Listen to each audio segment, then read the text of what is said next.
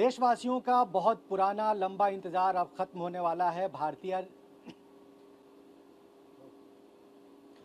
देशवासियों का बहुत पुराना और लंबा इंतजार अब खत्म होने वाला है, क्योंकि भारतीय रेल ने तैयार किया है घाटी में चलने के लिए स्पेशल वंदे भारत एक्सप्रेस। खास तौर पर घाटी में कैसे ये ट्रेन चलेगी उसके लिए उसका पूरा डिज़ाइन किया गया। हमारे साथ ए.के. चंद्रा जी हैं, जो प्रिंसिपल चीफ मैकेनिकल इंजीनियर हैं। सर, ये वंदे भारत एक्सप्रेस ये माना जा रहा है कि कश्मीर घाटी के लिए डिज़ाइन किया गया है। क्या कुछ विशेषता है, क्या कुछ खासियत है इस ट्रेन में? जैसा कि आप जानते हैं कि ये Vande Bharat series of trains की पहल ऑनरेबल प्राइम मिनिस्टर की एक का विज़न का हम लोगों ने रियलाइजेशन किया है। उसी सीरीज में कश्मीर घाटी के वैली को जब जोड़ दिया गया ट्रैक से, तो उस घाटी में चूँकि सब जीरो टेम्परेचर आता है, नेगेटिव टेम्परेचर आता है, तो वैसे परिस्थिति में एक तो जो सलून एरिया है वो हीटेड रहे, जो उसमें पानी है वो हीटेड रहे, वो जमे नहीं, और जो विंडशील्ड है उसके ऊपर बर्फ़ जमे नहीं। तो इन सब चीज़ों का इंतजाम करना ज़रूरी था, ताकि ये वैली एरिया में किसी भी मौसम में ये ट्रेन चल सके। तो इसमें उस तरह की सुविधाएं दी गई हैं जिससे कि ये वैली एरिया में सब जीरो टेम्परेचर में इन ट्रेनों का परिचालन हो सकता है। सर, अगर हम विंडशील्ड की बात करें, ड्राइवर के लिए खास तौर पे जो लोको पायलट हैं उनके लिए एक बड़ी चुनौती होगी जब वो घाटी में बर्फ़ में ट्रेन को मूव कराएंगे, तो उससे विज़न कितना क्लियर होगा, उनकी दृष्टि कितनी क्लीन रहेगी, इसके लिए क्या कुछ डिज़ाइन किया गया है विंडशील्ड में, उसके बारे में बताएं। जो विंडशील्ड इस पे लगाया गया है, ये विंडशील्ड पहली बार प्रयोग में लाया जा रहा है भारतीय रेल की ट्रेनों में, और इस विंडशील्ड में ये 2 लेयर में है। जो ऊपर वाली लेयर है, ऊपर वाली लेयर के अंदर वाले भाग में एक माइक्रो वायर्स लगाए गए हैं, जो कि हीटिंग एलिमेंट्स हैं, you can say micro heating elements. उसके बाद जो अंदर वाली लेयर है, उसके अंदर वाले पोर्शन में एंटी स्पूल ट्रीटमेंट किया गया है, जिसमें वो फिल्म लगाई गई है कि यदि कोई पत्थर मारे तो शीशा टूटकर बिखरे नहीं। ये माइक्रो वायर्स जो हैं, ये इसको इतना हीट रखेंगी कि इस पे बर्फ़ नहीं जमेगा। इस पे बर्फ़ अगर गिरता भी है तो वो वाइपर्स उसको क्लीन कर देंगे, क्योंकि वाइपर्स में जो पानी आएगा वो भी गर्म पानी रहेगा, that will also be heated. Heating pads भी लगाए गए हैं 1800 वाट के, 900 वाट के, वो क्यों लगाए गए हैं उसके बारे में? वो हीटिंग पैड्स लगाए हैं वाटर टैंक में, जो 1800 वाट के आप बोल रहे हैं, ताकि टंकी का पानी विच इज़ अंडर स्लैंग, जो नीचे की तरफ है, वो जमे नहीं। यदि टंकी का पानी यदि हम गर्म नहीं करेंगे, उसको गर्म करने का इंतजाम नहीं रखेंगे, तो पानी जम जाएगा। जैसे ही टेम्परेचर 0 से कम होगा, 0 डिग्री सेल्सियस से, तो वो पानी जमे नहीं। इसके लिए टैंक के ऊपर सिलिकॉन फाइबर के हीटिंग पैड्स दिए हुए हैं, और उसके ऊपर एक मेटेलिक कवर दिया हुआ है, ताकि यदि परिचालन के दौरान कोई पत्थर वत्थर लगता है तो वो रप्चर न हो। जो सिलिकॉन फाइबर का हीटिंग एलिमेंट दिया हुआ है, पैड दिया हुआ है, वो रप्चर ना हो। तो और उसके साथ साथ सारी पाइपलाइन जिसके थ्रू वो पानी जा रहा है, वो भी हीटेड है। उस पर भी वो सिलिकॉन फाइबर के पैड्स लगाए गए हैं। उनको गर्म रखने के लिए वो इंतजाम किया गया है। There are a series of wires running through that. तो इसमें पानी लगभग यदि पूरी तरह पावर ऑफ हो जाए तो भी 3 घंटे तक हम इसका पानी नहीं जमेगा। ज़्यादातर सर हमने देखा है कि जो चेंजेस हैं दूसरे वंदे भारत से, वो बाहरी हिस्सों में किए गए हैं, पानी को लेकर, उसकी सप्लाई को लेकर, उसमें उसके हीट को लेकर। भीतर भी कुछ चेंजेस हैं बाकी वंदे भारत से? जी हाँ, भीतर में ये चेंजेज हैं कि इसमें 900 किलोवाट के हीटिंग एलिमेंट्स लगे। दिखा भी पाए कुछ? वो दिखेगा नहीं, क्योंकि वो तो अंदर में है, लेकिन वो एयर डक्ट जो इसमें टॉयलेट एरिया में एयर डक्ट लगाए गए हैं, ये बाकी वंदे भारत में आपको नहीं मिलेगा। इस एयर डक्ट के माध्यम से गर्म हवा आएगी, और इस एरिया को भी उतने ही टेम्परेचर पे रखेगा जिस टेम्परेचर पे सलून एरिया है, जिसमें पैसेंजर एरिया है। तो ये एडिशनल फीचर है जो कि बाकी वंदे भारत। टॉयलेट वेस्ट भी जमा ना हो उसके लिए भी कुछ उसके लिए बायो टैंक के ऊपर क्लैडिंग की गई है और उसमें भी वो हीटिंग पैड प्रोवाइड किया हुआ है ताकि बायो टैंक के अंदर भी ये फ्रीजिंग ना हो। स्पीड 160 किलोमीटर तक ही रहेगी घाटी में, ये संभव है? बाकी ट्रैक पे जितनी स्पीड से चलती है क्या घाटी में भी चला पाना संभव हो? तो अभी जो स्पीड रेस्ट्रिक्शन घाटी के लिए होगा उस स्पीड पे चलेगी। This train is capable to run at 160 kmph, लेकिन जो भी अभी सीआरएस का निरीक्षण चल रहा है, जो भी उस सेक्शन का स्पीड होगा तय होता है उस पे चलेगी। कुल मिला के सर ये ट्रेन खास तौर पर डिज़ाइन किया गया है घाटी में चलाने के लिए। जी हाँ, बिल्कुल। तो बहुत शुक्रिया। तो आपने सुना, साफ तौर पर इनका ये कहना है कि इस ट्रेन को स्पेशली डिज़ाइन किया गया है ताकि जो वैली है उसमें इस ट्रेन को रन कराया जा सके और तमाम तरह के जो स्पेसिफिकेशन है, तमाम तरह की जो तकनीकी चेंजेस हैं वो इस ट्रेन में लाई गई है ताकि वैली में इस ट्रेन को रन कराने में किसी तरह की कोई दिक्कत ना हो। जो भीतर की तस्वीरें हैं आप देख सकते हैं, ये पूरा वंदे भारत एक्सप्रेस है। वंदे भारत सीरीज़ की ये 80वीं ट्रेन होगी और इस ट्रेन को ख़ास तौर पर डिज़ाइन किया गया है वैली के लिए, कश्मीर घाटी के लिए।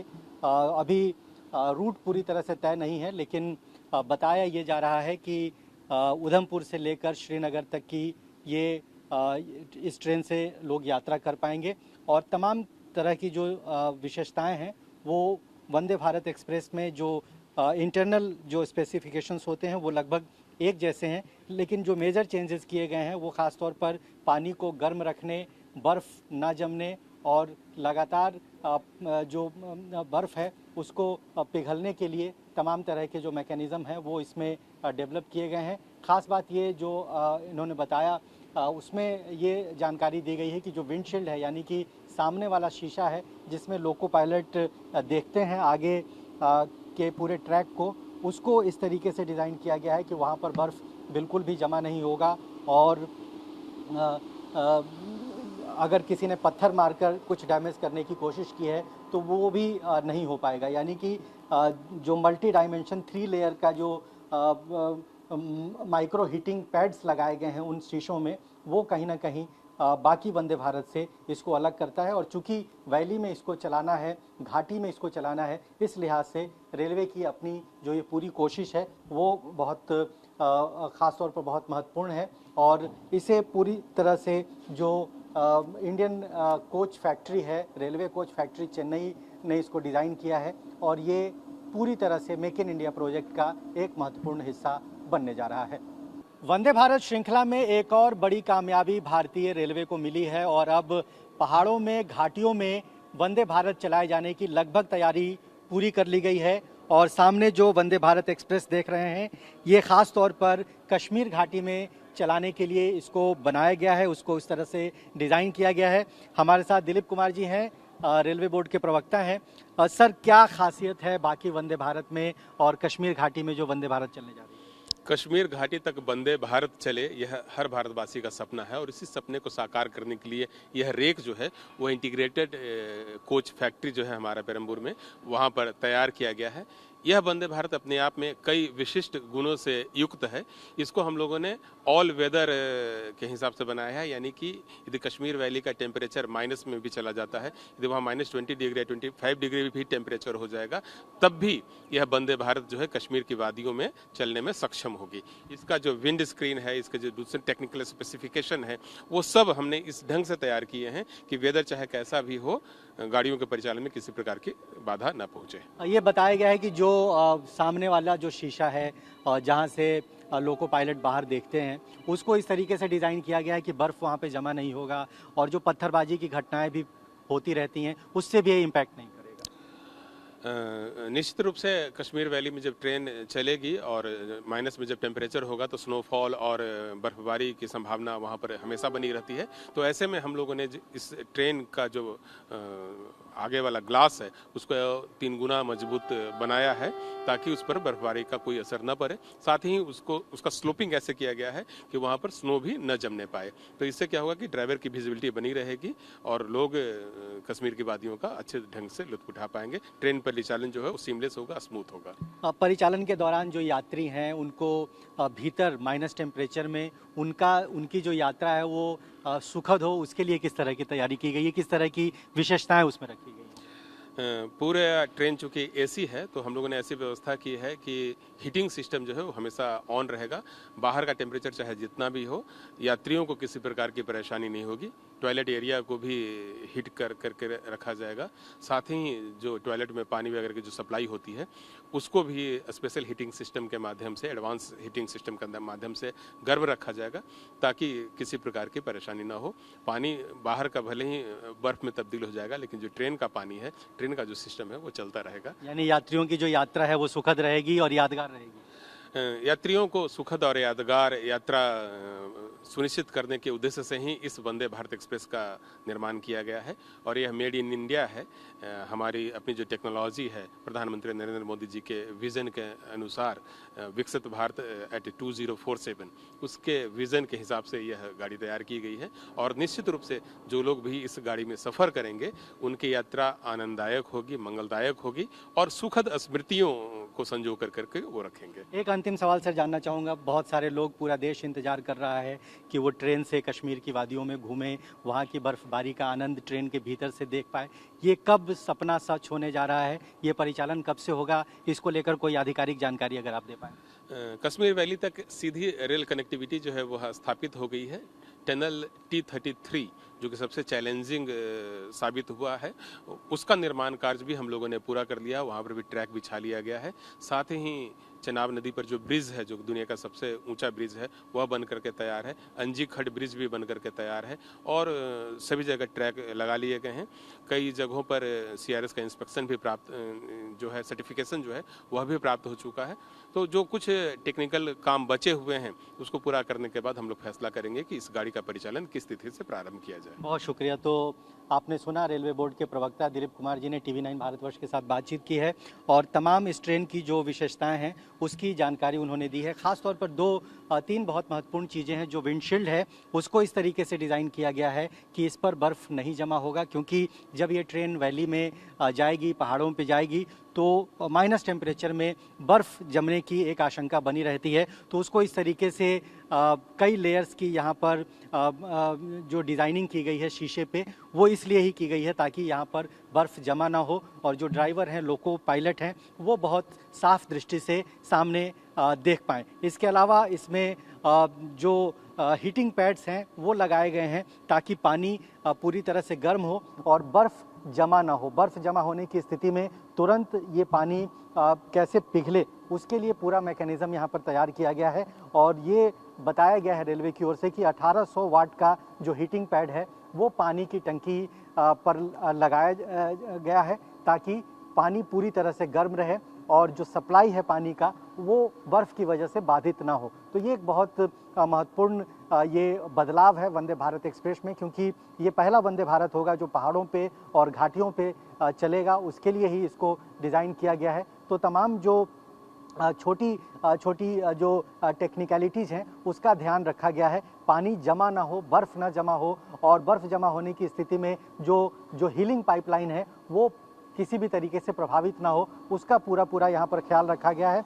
और सबसे बड़ी बात यह है कि जो टॉयलेट का वेस्ट है उसको भी जमा न होने दिया जाए। इसके लिए 900 वाट का हीटिंग पैड वहाँ पर टॉयलेट्स में भी लगाए गए हैं ताकि वो वेस्ट भी जमा ना हो।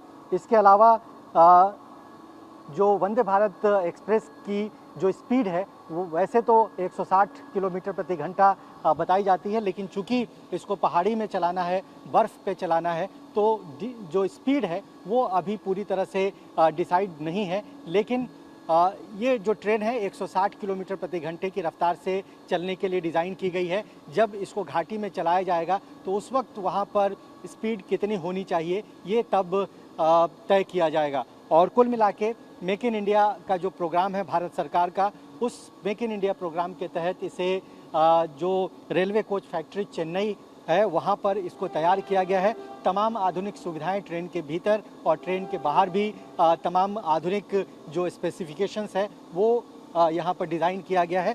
हालांकि वंदे भारत एक्सप्रेस घाटी में कब चलेगी, कश्मीर घाटी में इसको चलाए जाने की जो तारीख है वो अभी अनाउंस नहीं की गई है। कुछ जो तैयारियां हैं, जो तकनीकी तैयारियां हैं ट्रैक को लेकर घाटी में, उस पर अभी काम चल रहा है और जैसे ही वहां से एनओसी आ जाएगा, वंदे भारत एक्सप्रेस घाटी में चलने के लिए पूरी तरह से तैयार होगा। कैमरामैन राजू यादव के साथ रजनीश रंजन, TV9 भारतवर्ष, दिल्ली।